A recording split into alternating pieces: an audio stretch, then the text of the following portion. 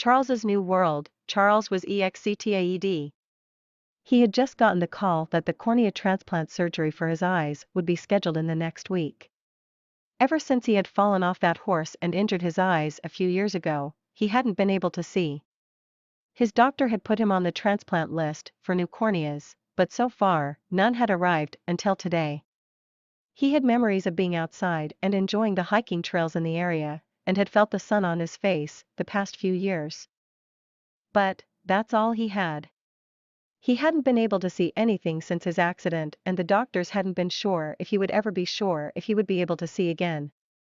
But then he went to a specialist, who ran some tests and discovered that the cornea transplant surgery would work for him. So, it had gotten Charles hopeful that he would see again. That had been 2 years ago, and it had been along 2 years, and he had almost given up hope at ever seeing again, and figured he'd be blind for the rest of his life. But then, this call had come through, and his whole day had brightened in an instant. The surgery was scheduled for the following Thursday, and he could hardly wait. He didn't know how he got through the next few days at his job at Goodwill, but somehow, the day of surgery arrived with great anticipation. His Aunt Carol took him in, and it took almost 4 hours before they were done. By the time his aunt came to see him in the recovery room, he was just waking up, and his eyes felt a bit sore. But, other than that, he felt fine. He heard the doctor tell his Aunt Carol that he'd be in the recovery room for a bit, and he could go home in about an hour or so, as long as he felt up to it. He had patches on both eyes, and he was having some pain. The doctor said he had to wear sunglasses so dust and other stuff wouldn't get in his eyes and wouldn't get infected. The doctor said his vision would return, but it would be blurry, until his eyes got used to their new corneas. He could return back to work in a week. If he felt up to it, but not overdo it. His Aunt Carol said she wanted to keep him home for at least 2 weeks, to see how he was adjusting, before she sent him back to work. There was so much to remember, but he knew his Aunt Carol wouldn't let him forget. She had a mind like a steel trap. By the time he got home, Charles's mind was swimming with all the information the doctor had told him, and he knew he'd have a hard time remembering it all. But, he also knew that Aunt Carol would help take care of him until he could see. And that made him feel better. He wished he could see something, now, but the doctor said it would probably be a few weeks until he could start to see anything clearly. He figured since he had waited over 2 years, then another few weeks wouldn't be that bad. Who was he kidding? Of course they would. But, with his Aunt Carol and cousins to help distract him, the next few weeks should just fly by. He hoped. He was hungry, so he rang the bell his Aunt Carol had given him, and she came running and asked him what was wrong.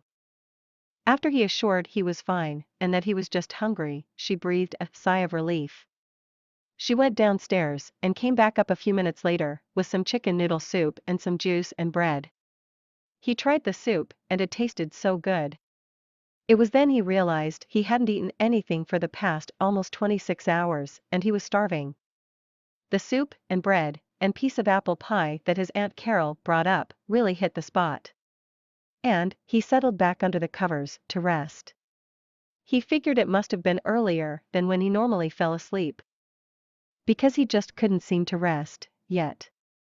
So, he turned on the radio by his bed, and listened to a baseball game and then the evening news. When his Aunt Carol came up, she turned it off, and told him it was after 11 p.m., and said to try and get some rest. So, he rolled over and tried to get some rest. This time, he was able to relax and get some rest, because his aunt had given him some pain medicine, and it was starting to kick in, and before he knew it, he felt the rays of sunshine on his face and knew it was morning. He started to bounce out of bed, excited to go downstairs and see how the day, but he was a bit groggy from the pain medicine, and had to sit back down for a few minutes. His Aunt Carol came in and told him she'd bring up some sunny-side-up eggs, toast, bacon and coffee for him, and disappeared. So, he sat back down and waited for her to return. And then he went downstairs with her, and she helped him navigate around the house and outside, to see how he could handle things. This pattern seemed to hold for the next week, and Charles woke up every day wondering if today would be the day he would be able to see or not. But, so far, all he could see was blurry shadows, though that was more than he had seen before. So, he was hopeful that it would know. Chắc New World Chắc đã hấp dẫn. Anh ấy vừa nhận được cuộc gọi rằng cuộc phẫu thuật ghép giác mạc cho đôi mắt của anh ấy sẽ được lên lịch vào tuần tới. Kể từ khi bị ngã ngựa và bị thương ở mắt vài năm trước, anh đã không thể nhìn thấy. Bác sĩ của anh ấy đã đưa anh ấy vào danh sách cấy ghép để lấy giác mạc mới, nhưng cho đến nay, vẫn chưa có giác mạc nào đến được. Cho đến ngày nay, anh ấy đã có ký ức về việc ở bên ngoài và tận hưởng những con đường mòn đi bộ đường dài trong khu vực và đã cảm nhận được ánh nắng mặt trời trên khuôn mặt anh ấy trong vài năm qua. Nhưng, đó là tất cả những gì anh ấy có. Anh ấy đã không thể nhìn thấy bất cứ thứ gì kể từ khi bị tai nạn và các bác sĩ không chắc liệu anh ấy có chắc chắn liệu mình có thể nhìn thấy lại được hay không. Nhưng, sau đó anh ta đến gặp một bác sĩ chuyên khoa, người đã chạy một số xét nghiệm và phát hiện ra rằng phẫu thuật cấy ghép giác mạc sẽ có hiệu quả với anh ta. Vì vậy, nó đã khiến Jack hy vọng rằng anh ấy sẽ gặp lại. Chuyện đó đã xảy ra cách đây 2 năm, và đã 2 năm trôi qua, và anh ấy gần như từ bỏ hy vọng khi được gặp lại, và nghĩ rằng anh ấy sẽ bị mù trong suốt phần đời còn lại của mình. Nhưng sau đó, lời kêu gọi này đã thành công, và toàn bộ ngày của anh ấy đã bừng sáng một cách ngay lập tức. Cuộc phẫu thuật đã được lên lịch vào thứ 5 tuần sau, và anh ấy khó có thể chờ đợi được. Anh ấy không biết làm thế nào để anh ấy vượt qua được vài ngày tới khi làm việc tại Goodwill, nhưng bằng cách nào đó, ngày phẫu thuật đã đến với sự mong đợi tuyệt vời. Dì Carol của anh ấy đã đưa anh ấy vào và phải mất gần 4 giờ đồng hồ mới xong việc. Vào lúc dì của anh ấy đến gặp anh ấy trong phòng hồi sức, anh ấy mới thức dậy và mắt anh ấy cảm thấy nhức nhối. Nhưng, khác với điều đó, anh cảm thấy ổn. Anh nghe bác sĩ nói với dì Carol của anh rằng anh sẽ ở trong phòng hồi sức để cai nghiện, và anh có thể về nhà sau khoảng 1 giờ hoặc lâu hơn. Miễn là anh cảm thấy được. Anh ấy có những miếng dán trên cả hai mắt và anh ấy đang bị đau. Bác sĩ nói anh ấy phải đeo kính râm để bụi và các thứ khác không bay vào mắt và không bị nhiễm trùng. Bác sĩ cho biết thị lực của anh ấy sẽ trở lại, nhưng nó sẽ bị mờ cho đến khi mắt anh ấy quen với giác mạc mới. Anh có thể trở lại làm việc sau 1 tuần nếu anh cảm thấy thích hợp. Nhưng không quá hạn. Dì Carol của anh cho biết bà muốn giữ anh ở nhà ít nhất 2 tuần, để xem anh thích nghi như thế nào trước khi đưa anh trở lại làm việc. Có quá nhiều điều để nhớ, nhưng anh biết dì Carol của anh sẽ không để anh quên bà ta có đầu óc như một cái bẫy thép. Khi về đến nhà, Jackmin đang bơi với tất cả những thông tin mà bác sĩ đã nói với anh, và anh biết mình sẽ rất khó để nhớ lại tất cả. Nhưng anh cũng biết rằng dì Carol sẽ giúp chăm sóc anh cho đến khi anh có thể nhìn thấy, và điều đó khiến anh ấy cảm thấy tốt hơn. Anh ước mình có thể nhìn thấy thứ gì đó, ngay bây giờ, nhưng bác sĩ nói có lẽ phải vài tuần nữa anh mới có thể bắt đầu nhìn rõ bất cứ thứ gì. Anh ấy nghĩ rằng anh ấy đã đợi hơn 2 năm, thì vài tuần nữa sẽ không tệ như vậy. Anh ấy đang đùa ai vậy? Tất nhiên họ sẽ, nhưng, với dì Carol và những người anh em họ của anh ấy để giúp đánh lạc hướng anh ấy, vài tuần tới chỉ nên bay qua thôi. Cậu ấy hy vọng thế. Anh ta đói, vì vậy anh ta bấm chuông mà dì Carol đã đưa cho anh ta và cô ấy chạy đến và hỏi anh ta có chuyện gì. Sau khi anh đảm bảo rằng anh vẫn ổn, và anh chỉ đói, cô mới thở phào nhẹ nhõm.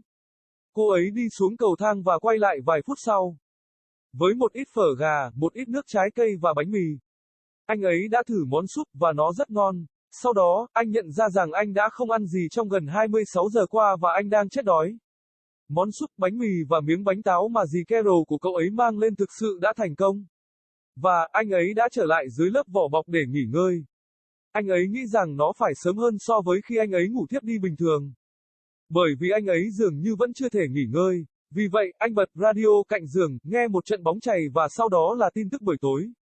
Khi dì Carol của anh ấy đến, cô ấy đã tắt nó đi, và nói với anh ấy là sau 11 giờ tối, và nói rằng hãy cố gắng nghỉ ngơi một chút. Vì vậy, anh lăn lộn và cố gắng nghỉ ngơi. Lần này, anh đã có thể thoải mái và được nghỉ ngơi một chút. Vì dì của anh đã cho anh một ít thuốc giảm đau, và nó đang bắt đầu phát tác, và trước khi anh nhận ra điều đó, anh đã cảm thấy những tia nắng chiếu trên khuôn mặt của mình và biết điều đó. Đã sáng, anh ta bắt đầu bật ra khỏi giường, hào hứng đi xuống cầu thang và xem ngày hôm nay thế nào, nhưng anh ta bị lợm giọng vì thuốc giảm đau, và phải ngồi xuống trong vài phút. Dì Carol của anh ấy bước vào và nói với anh ấy rằng cô ấy sẽ mang một ít trứng, bánh mì nướng, thịt xông khói và cà phê lên cho anh ấy, và biến mất. Vì vậy, anh ngồi xuống và đợi cô trở về. Và, sau đó anh ấy đi xuống cầu thang với cô ấy và cô ấy giúp anh ấy điều hướng xung quanh nhà và bên ngoài, để xem anh ấy có thể xử lý mọi việc như thế nào. Hình thức này dường như được duy trì trong tuần tiếp theo và Jack thức dậy mỗi ngày và tự hỏi liệu hôm nay có phải là ngày anh ấy sẽ là ngày anh ấy có thể nhìn thấy hay không. Nhưng, cho đến nay, tất cả những gì anh có thể nhìn thấy chỉ là những bóng mờ, tuy nhiên, đó là nhiều hơn những gì anh ta đã thấy trước đây. Vì vậy, anh ấy hy vọng rằng nó sẽ